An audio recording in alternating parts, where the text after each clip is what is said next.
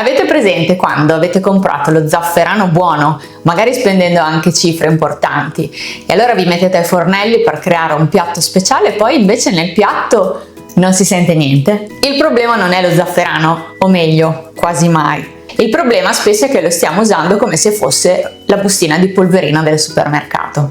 Ma questi invece sono stimmi puri. Questi hanno bisogno di tempo per dare il loro meglio. Lo zafferano in pistilli non è un dado da brodo, è chimica, è pazienza, è quasi poesia. Oggi vi spiego passo per passo l'unico metodo efficace per utilizzare al meglio i vostri pistilli di zafferano, ovvero l'infusione. Prima di passare al lato pratico, ovvero all'infusione, parliamo di conservazione. Lo zafferano ha tre nemici principali: luce, calore e umidità. Quindi se lo state tenendo in una mensola, sopra i fornelli, alla luce diretta, mi dispiace ma il vostro zafferano è destinato a fare una brutta fine. L'ideale è conservarlo in un vasetto, preferibilmente di vetro, al buio e al fresco. Non in frigorifero, mi raccomando, al fresco, quindi in un mobiletto della dispensa. Il vetro è il materiale migliore in cui conservare lo zafferano ed è per questo che io per le mie confezioni ho scelto il vetro, perché a differenza della plastica non assorbe gli odori circostanti e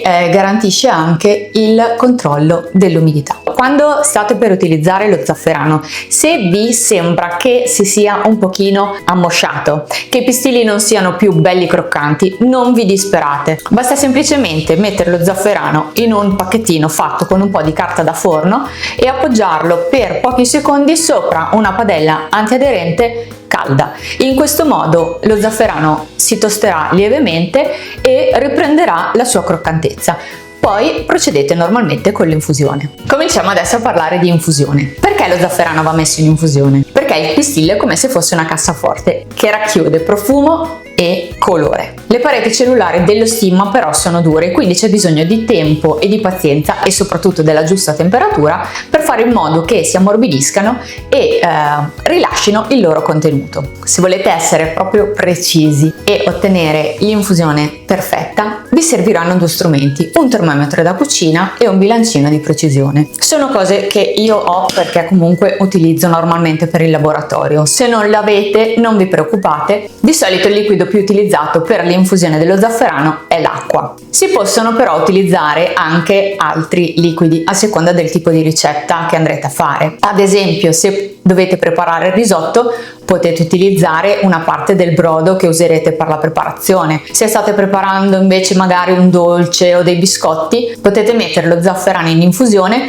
nel latte, nella panna o anche nel burro fuso, perché lo zafferano non teme i grassi, anzi il safranale si lega alle molecole del grasso presente nel latte o nel burro o nella panna e crea delle sfumature di sapore uniche. Se utilizzate dei liquidi diversi dall'acqua però per l'infusione potrebbe essere necessario qualche minuto in più. Perché infusione controllata? Perché la cosa più importante da fare è quella di controllare la temperatura del liquido. Il liquido utilizzato deve essere caldo ma non bollente. La temperatura deve essere all'incirca di 60-70 gradi più o meno. Anche per l'infusione come per la conservazione preferite contenitori di vetro o di ceramica, come una tazzina da caffè andrà benissimo, perché oltre al fatto che trattengono meglio il calore non lasciano passare gli odori esterni come potrebbe fare la plastica o non rischiano di alterare il profumo come invece potrebbe fare un contenitore di alluminio. Prendete all'incirca mezza tazzina di acqua, saranno un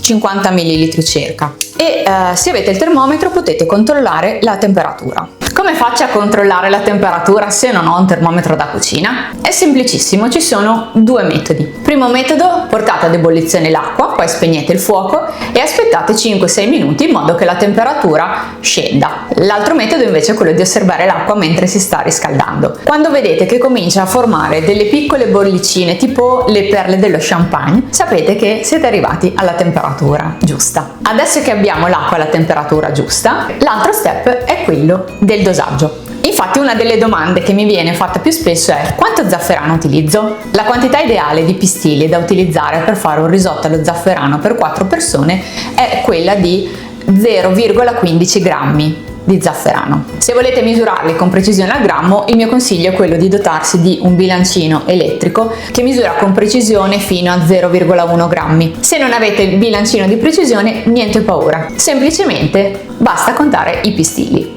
Per ogni porzione di zafferano dobbiamo quindi considerare 15-20 pistilli a testa. Quindi per avere la dose di zafferano per un risotto per 4 persone occorreranno dai 60 agli 80 pistilli. Sì, è un lavoraccio contarli a mano tutti quanti, però si tratterà di farlo solo le prime volte, vedrete che poi vi abituerete e andrete ad occhio con la quantità. Ecco qua, questa è la dose ideale per fare un risotto per 4 persone. Lo so che sembrano pochi, ma fidatevi, perché in questi pistilli comunque c'è una concentrazione chimica pazzesca. Non esagerate, altrimenti il piatto diventerà amaro. Acqua pronta, pistilli contati, adesso li mettiamo in infusione.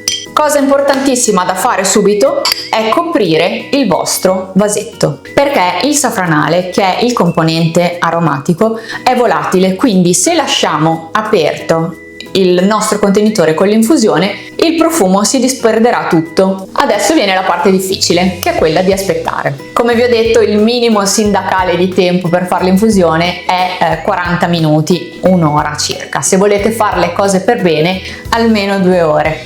Il mio consiglio è sempre quello di fare le cose con calma. Se lo zafferano vi serve ad esempio per preparare un piatto per cena, potete metterlo in infusione tranquillamente già al mattino, prima di uscire di casa. Non preoccupatevi, perché non c'è bisogno di tenere il contenitore col liquido a una temperatura costante. Un altro metodo di infusione può anche essere l'infusione a freddo, e cioè mettere lo zafferano in infusione nell'acqua a temperatura ambiente o nel liquido a temperatura ambiente. In questo caso però i tempi di rilascio del colore e dell'aroma sono completamente diversi.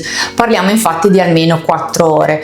È un procedimento che può essere fatto ad esempio la sera per il giorno successivo, quindi la sera si mette lo zafferano in infusione, si lascia in infusione tutta la notte e si avrà l'infusione pronta il mattino successivo. In realtà esiste un trucchetto per diminuire i tempi di infusione, ed è quello di spezzettare i pistilli di zafferano prima di metterli a bagno. Spezzettando i pistilli aumenta la superficie a contatto con l'acqua e quindi lo zafferano rilascia i suoi componenti più velocemente. Ci vuole comunque pazienza, perché il tempo di infusione viene ridotto a 30 minuti invece dei 40 soliti. Per spezzettarli basta semplicemente o romperli con le mani oppure metterli in un pezzetto di carta da forno e schiacciarli gentilmente con un batticarne. Questo è il risultato di infusione dopo 2 ore di tempo. Come vedete l'acqua è di un bel colore arancione carico. Adesso c'è però ancora un ultimo passaggio cruciale, ovvero come lo uso? Bisogna sempre aggiungere lo zafferano cercando di evitare cotture ad alta temperatura prolungate. Quindi per sfruttare al meglio tutto il colore, tutto l'aroma che abbiamo preservato con questa infusione, il consiglio è quello di aggiungerlo sempre a fine cottura. Se stiamo facendo il sugo di una pasta, aggiungetelo in padella proprio appena prima di buttare la pasta per condirla. Se invece parliamo di un risotto, il consiglio è quello di aspettare il momento della mantecatura. Quindi portate a cottura il riso, spegnete la fiamma, aggiungete l'infuso di zafferano, mescolate e poi procedete alla mantecatura. Cucinare coi pistilli è un rito che richiede pazienza e richiede rispetto per i tempi della natura. Per fare questa magia però è importante anche avere la materia prima giusta. Se volete provare la differenza tra una spezia artigianale e una spezia industriale, vi consiglio di fare un giro sul mio shop, sul sito zafferanoemiliano.com. Spero di essere stata chiara. Se questo video vi è piaciuto, lasciatemi un like, iscrivetevi al canale e attivate la campanella. E in caso aveste dei dubbi su come si utilizza lo zafferano, scrivetemelo nei commenti che vi risponderò. Grazie per l'attenzione e al prossimo video!